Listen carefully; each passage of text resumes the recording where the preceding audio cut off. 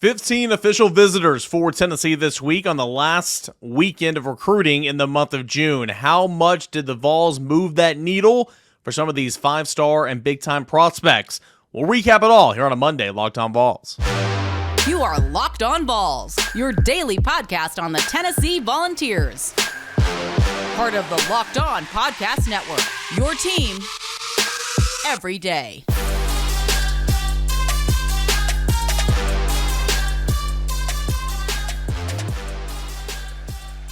Hey everybody, happy new week, happy Monday, and welcome into Locked On Vols. It is your team every single day. Today's episode is brought to you in part by FanDuel Sportsbook.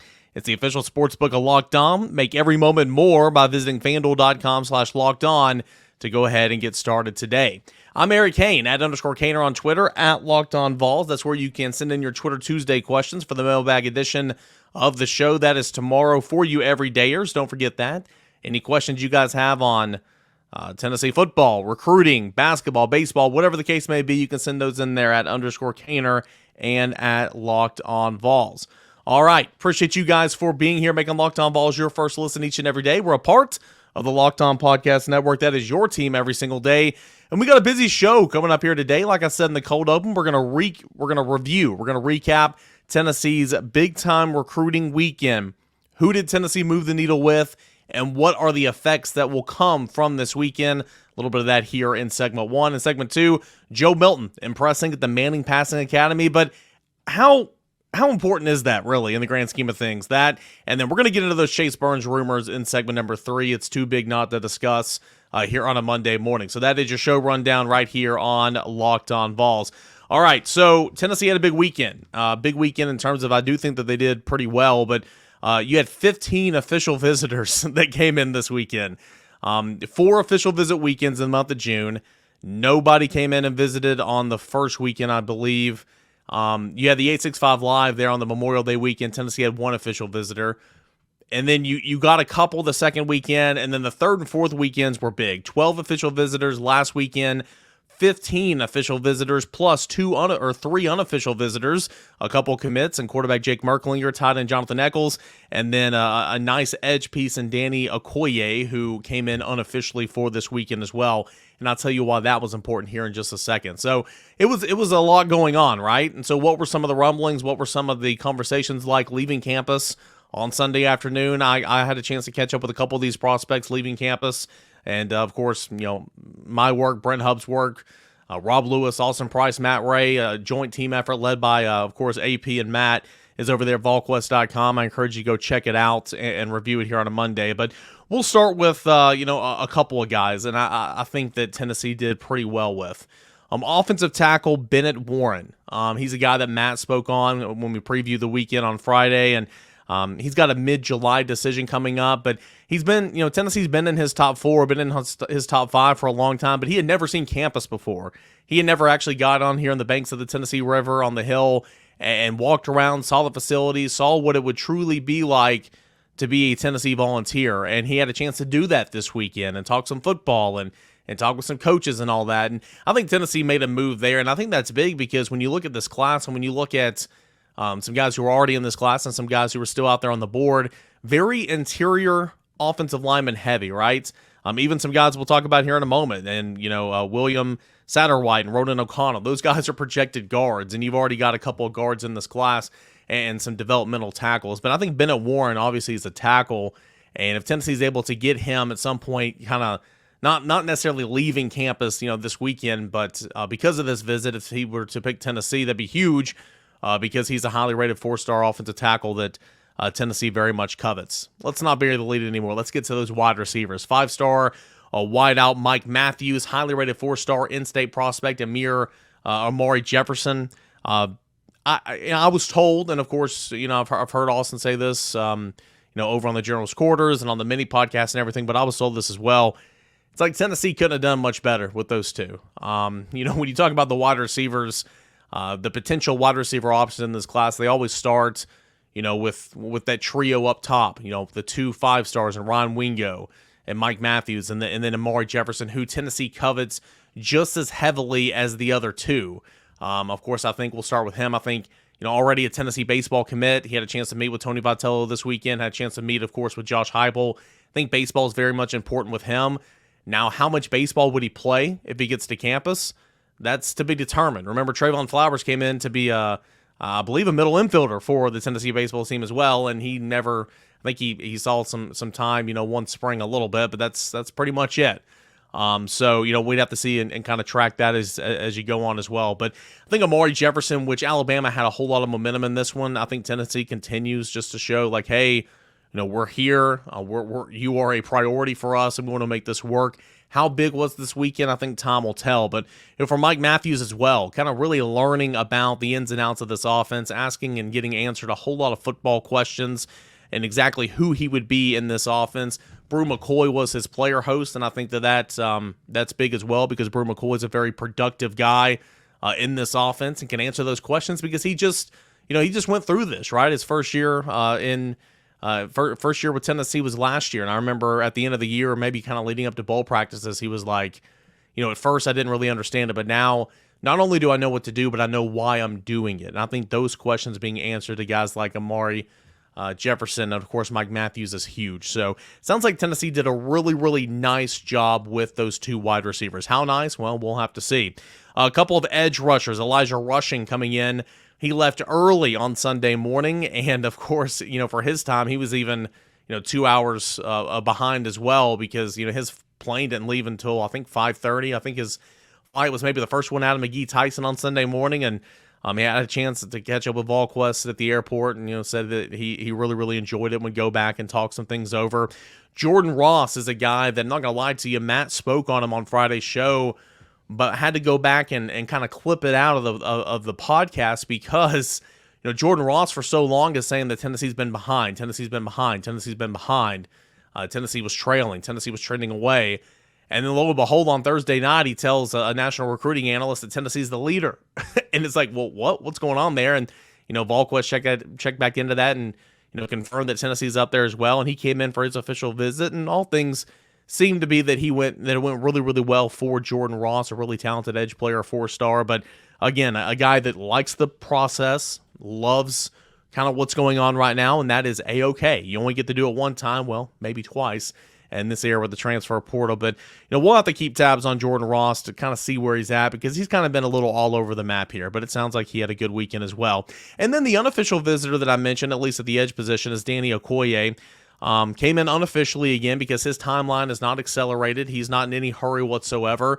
And I think this is big because you get to get him on campus and everything, but you don't have to waste an official visit. You can get him back on for a game day visit officially for a weekend at Neyland Stadium. He gets to see all the atmosphere and everything that is a football Saturday here in Knoxville. And so I think that's big, and it sounds like Danny Okoye, a really talented, again, edge rusher, had a good weekend as well. A couple more that I'll mention here. It sounds like Tennessee did a great job with those guards I was mentioning. William Satterwhite, who Tennessee's been in a great spot with for a while, but it's kind of getting down between Tennessee and Clemson, and we'll have to see exactly what happens there. Ronan O'Connell, in-state prospect, seems like he had a good weekend as well, but he's a guy that doesn't really talk an awful lot. And then one other guy that I'll mention that I think Tennessee did a really, really nice job with is Braden Russell. Braylon Russell, excuse me. One-time Arkansas commits, going to come down to Tennessee and Arkansas. He's, from the state of Arkansas, and he's going to make his commitment, his announcement on July the 14th. I think Tennessee did a really, really nice job this weekend, and having Peyton Lewis already in the class will not deter from trying to get another one or trying to get Russell in this class as well. So those are some of the big ones that I think came out of this weekend and some of the news at least, but you had 15 official visitors. You have 3 more unofficial visitors, and all that coverage is over at volquest.com. And it'll go dead now, right? Leaving this weekend, it'll go dead, period, and then it'll open up the last weekend of July where they'll have that cookout. And then, of course, it'll go dead again before these guys, start to get ready for school and start to get ready for their senior seasons in the month of August. Excuse me. And, of course, Tennessee will have I would assume probably a couple of commits out of this bunch, by that point in time. So we'll have to see. All right, when we come back, Joe Milton. He is shining at the Manning Passing Academy, but really, how important is that? I've got that question. We'll discuss this when we come back right here on Locked On Vols. But hey, The NBA Finals is over. Baseball season is in full swing, and there's no better place to get in on all that action than over at FanDuel Sportsbook. It is America's #1 sportsbook. Right now, new customers get a no-sweat first bet up to $1,000. That's up to $1,000 back in bonus bets if your first bet doesn't win. All you need to do is go to FanDuel.com/lockedon to join today. I love betting on NASCAR. You guys know that. You guys know that that's kind of my weekend ritual, but also I'm watching close, not every, but close to all 162 of the Atlanta Braves. So arguably one of the best teams in Major League Baseball this year, the best team in the National League right now. Those futures for MVP, Ronald Acuna Jr., get them while they're hot right now. You can get it over at FanDuel.com. Don't miss your chance at a no-sweat first bet up to $1,000 when you go to FanDuel today. Just go to FanDuel.com/lockedon to sign up.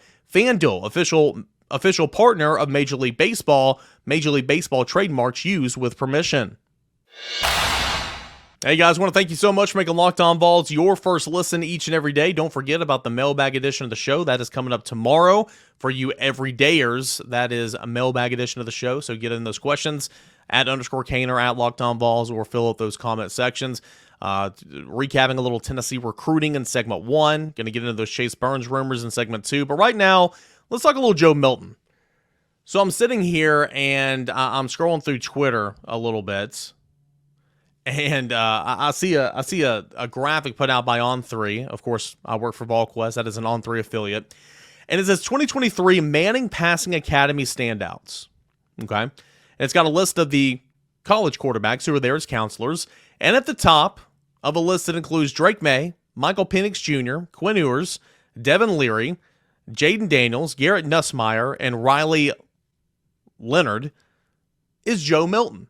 Joe Milton's name is at the top, and that's cool. I mean, that's awesome. It's good for engagement, and of course, it's always good when you get the Tennessee brand out there and all that. And there's always going to be a Tennessee quarterback in the Manning Passing Academy. That's just part of it.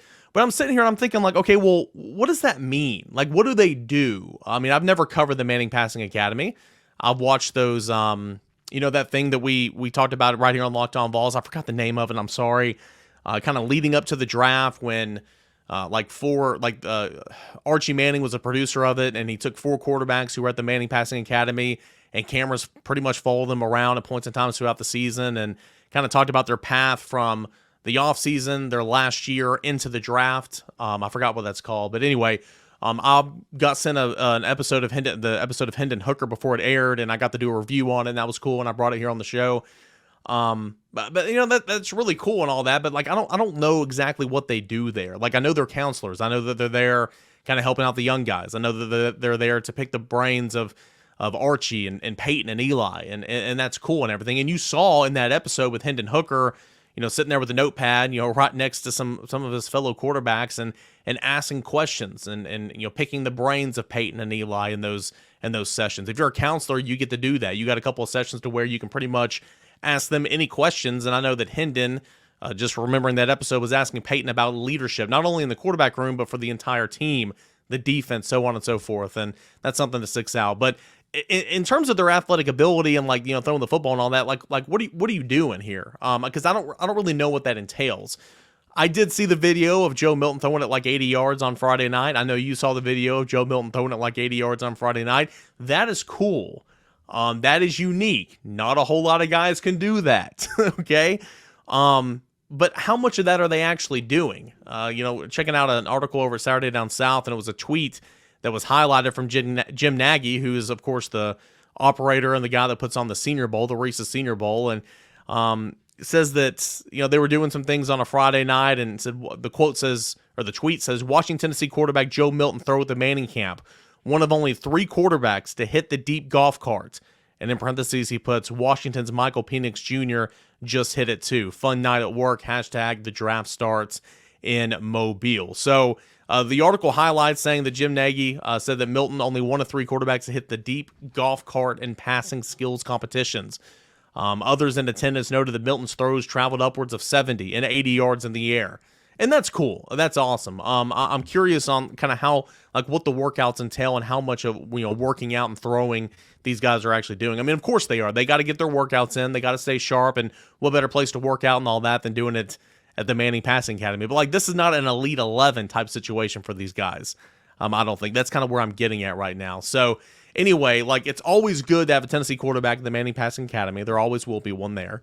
It's always good when people are saying that they're wowing and they're impressing with their, their mechanics and their throwing motion and all that type of stuff. But I mean, at the end of the day, like, what all does it matter? Joe Milton was impressive, doing backflips and throwing the ball 80 yards in, not in warm-ups, but 80 yards in practice when he was the backup quarterback. So what can Joe Milton get from the Manning Passing Academy?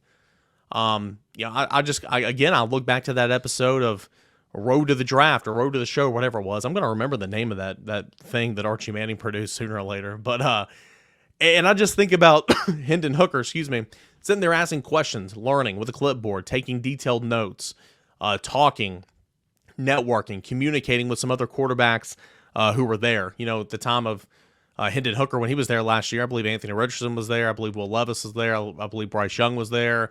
I believe some other quarterbacks were there. Let's see, Stroud, I believe he was there. Not all those guys were highlighted, but I'm pretty sure all those guys were there. And, I just think it's a great opportunity to learn more about yourself and learn more about how you can come back and lead a football team, because Joe Milton will always be able to throw the football, at least in his prime, upwards of 60 or 70 yards. Now, in a game, you're not going to be asked to do that an awful lot. What I'm more concerned about with Joe Milton is, where are you on those intermediate throws? Can you hit sideline to sideline still good? Have you connected more on those deep throws? Those deep throws not of 60 or 70 or 80 yards, because again, that's just not realistic football for the most part, unless you're throwing a Hail Mary, right? That's kind of where I am with Joe Milton. There's no reason for me not to believe that Joe Milton's not ready to take on this team, to be QB1, to be the leader, in that huddle, in that offense, in that locker room, because he's exemplified that. He showed that. I think he showed that the last couple games of last year whenever he was filling in for Hendon Hooker. I think he said that, via his words, meeting with the media. I think that other guys throughout spring practice have kind of said that and kind of backed his actions in that regard. Nico Iamaleava in particular, and saying that he's a sponge, just trying to learn and to be a resource for Joe Milton. So that's good. I think it's neat that he's balling out and showing out at the Manning Passing Academy. I think that's cool. But I think more so than any graphic you're going to see out there that says Joe Milton's wowing with his arm strength of the Manning Passing Academy, or, Joe Milton impressing with 80-yard throw. And, we all saw, and that's cool. I mean, he's a freak, right? I think the bigger thing here is being around those guys and being around these other quarterbacks who are the best quarterbacks in the country outside of Caleb Williams. Caleb Williams isn't on this list. And learning from them and nitpicking from them and taking some of their, you're not going to change your whole repertoire right before the season. I get that, but taking parts of their game and adding it into your tool belt, right? Your toolbox. And especially with the Mannings and Peyton and Eli to show you out there. And of course, about listening to Archie. So there's a lot more to bring home than just social media clout, I guess is what I'm trying to say. And I'm not dissing anything. I'm just saying, last week can be way more productive for Joe Milton for the conversations he had and bringing it back into the Tennessee locker room. So I just thought I'd mention that. Again, it is what it is, and Joe Milton's a freaking stud, and he always has been. He always will be, and he's going to impress with those backflips and that arm throw. But I'm excited to see him lead this team, and I think you are too. And it's going to be a new year. It's going to be an exciting year, and we'll see if Tennessee can get back to 10 wins in the regular season, and who knows? We'll see if Tennessee can try to tackle Georgia by the end of the season. We'll see if Tennessee truly is stacking good year on top of good year on top of good year. You did it last year. Can Joe Milton get done here in this year in 2023? We will see, and I'm excited to see kind of what that looks like. All right, we are going to conclude a Monday edition of Locked On Vols. We're going to dive into these Chase Burns rumors a little bit. There's just too much to kind of sit back and wait for it to all play out. I'll get into more of that here in a moment, but Chase Burns conversation here on the other side. This is Locked On Vols. Hey everybody, welcome back into your Monday edition of Locked On Vols. We got a couple of minutes left here, so we'll get into it. Don't forget Twitter Tuesday mailbag edition of the show. That is coming up for you every dayers on tomorrow's Locked On Vols. Let's get into it. Chase Burns. I know a lot of you guys don't follow Tennessee baseball or don't follow it religiously and say, well, I mean, who cares? It's not football. You'd rather have a left tackle, all that type of stuff. And that's all fair. This is a big deal, though, these Chase Burns rumors. And, at the time of this recording, Chase Burns is still not, his name is still not in the transfer portal. By the time you listen to this, say it's at 10 o'clock on a Monday morning, 2 o'clock on a Monday afternoon, 8 o'clock on a Monday evening, Tuesday, Wednesday, whatever, At this point in time, I would anticipate you would see Chase Burns' name in the transfer portal.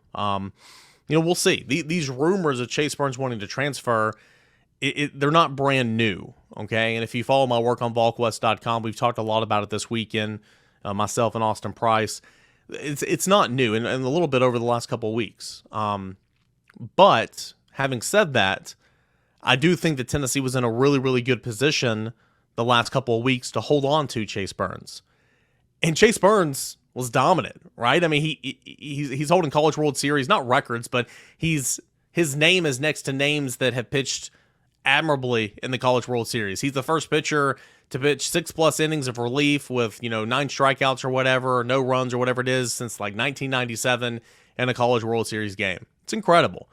But point remains, I do, at this time with the rumors that started, just spreading wildly on social media late on a Friday night, because credible guys put out there, reports expecting Chase Burns to, fill out his paperwork and enter his name in the transfer portal, and those are credible. I'm not trying to discredit that whatsoever, but that happened on Friday night, and it sent social media into a stir, and of course, the general's quarters into a stir and all that type of stuff. And I just want to say, like, this isn't new. Like, this isn't out of the blue. This is something that has been kind of going on for weeks and weeks, and really, more than probably about 6 weeks or 7 weeks. But I did think that Tennessee was in a really good position to hold on to their flame-throwing, superstar at points in times 2 weeks ago after the Super Regional, last week, while you're in Omaha. And it just goes to show you how things can change in such a hurry. And it's the same with traditional recruiting. It's the same with recruiting the transfer portal. It's the same with recruiting players to your own roster. We're in an era now in college athletics where it's free agency. We're in an era where things can change by the second. And so stuff that's going on with Chase Burns here at Tennessee, this same stuff is going on in other programs as well. It's just magnified because Chase Burns is one of the best pitchers in college baseball. Chase Burns is going to be a top 5 pick in the 2024 draft, most likely. Chase Burns has a fastball that's so electrifying that it was put on the grand stage in the College World Series against Stanford, and he was the talk of the town. He was the talk of the sport. He was the talk of the nation there for a little bit. Chase Burns is a good player. But in my opinion, what it came down to, it was a guy that, of course, was an All-American as a true freshman, a Friday night starter out of the gate in 2022 for arguably the best regular season baseball team in NCAA history. I say regular season baseball team, but of course it didn't reach Omaha. It hosted a regional, it hosted a Supers, it bowed out in Supers to Notre Dame, a game away from Omaha. But arguably that 57 wins, program record, hitting all those home runs, pitching was incredible. And Chase Burns was the Friday night starter, okay, as a true freshman. He was an All-American. He was D1 Baseball Freshman of the Year. He had a great year. He did.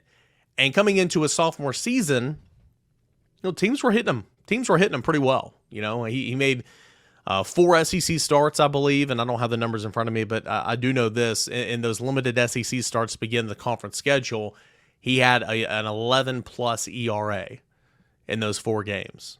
And that's just not getting it done. And so what's Tony Vitello and Frank Anderson to do? They've got to make a move, right? I mean, you have a team that's talented. You have a team that's trying to figure it out. Obviously, the team went to Omaha, so the talent was always there, but you got to figure some things out. And what they did was they moved Chase Burns to the bullpen. They brought Andrew Lindsey in, made Lindsey the Friday night starter. They moved Chase Dolander, back to Saturdays, and they kept Drew Beam right where he was. And in my opinion, I just don't think that ever set well with Chase Burns. And I understand. I mean, you sit there and you look at the stats. It's like, what's a coach to do?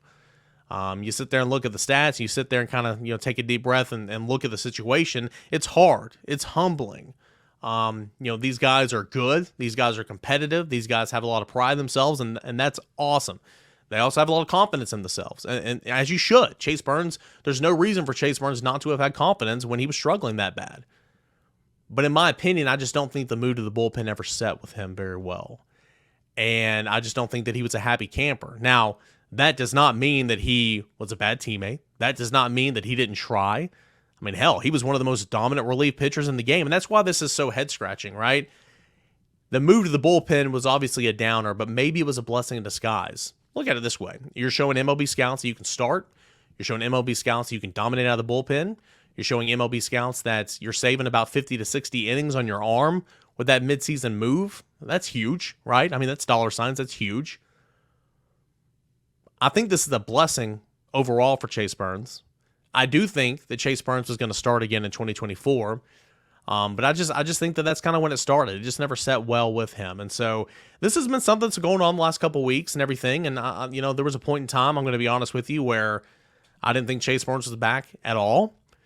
There was a point in time last week and a little bit, or 2 weeks ago, and leaving super regionals, I should say that I thought Chase Burns was going to be back in Tennessee. Again, it just goes to show you how quickly things can change.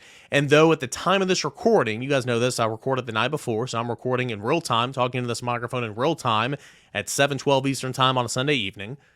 Chase Burns' name is not in the transfer portal, but I would expect it to be there. It won't shock me whatsoever if he's there. And a lot of times I don't just go out and talk about these things until it's actually official, because, again, things can change so quickly. I didn't come out on Saturday morning and point blank say I don't think Chase Burns is going to be back in Knoxville. I didn't. I believe that, but I didn't, because things can change in a heartbeat. But I think it's to a point, in my opinion, where at this point in time, I don't expect Chase Burns to be back in Knoxville. I expect his name to be in the transfer portal. So we will see exactly what it all plays out. Can something change between now and then, between now and when you listen to this podcast? Absolutely. Can he enter the transfer portal and decide to come back to Tennessee? Absolutely. The only rule there is, at least it is for football, and I would assume it's like this for basketball and for baseball as well, the team can, the team can decide to, if you enter your name in the portal and then you want to come back, the team can say, okay, well, there's not a spot for you anymore. There's no scholarship. I don't think Tennessee would do that with Chase Burns, right? So we'll see how this all plays out. It's kind of a gut punch, though. One of the best pitchers in baseball. One of the most talented pitchers in Tennessee baseball and in college baseball. And if he enters the portal and leaves the program, that is a gut punch. It is. But at the end of the day, do you want a kid that doesn't want to be here?